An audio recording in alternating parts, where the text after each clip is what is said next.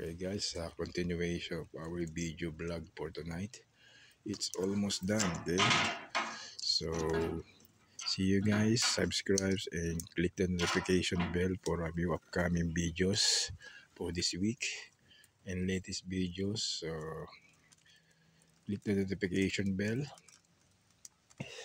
So, how to cook and save your money in your yard. Okay, it's easy.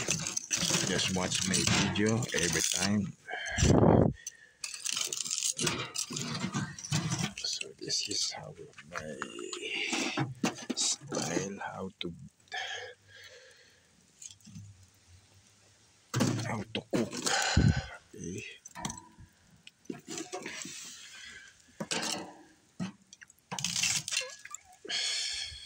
Okay.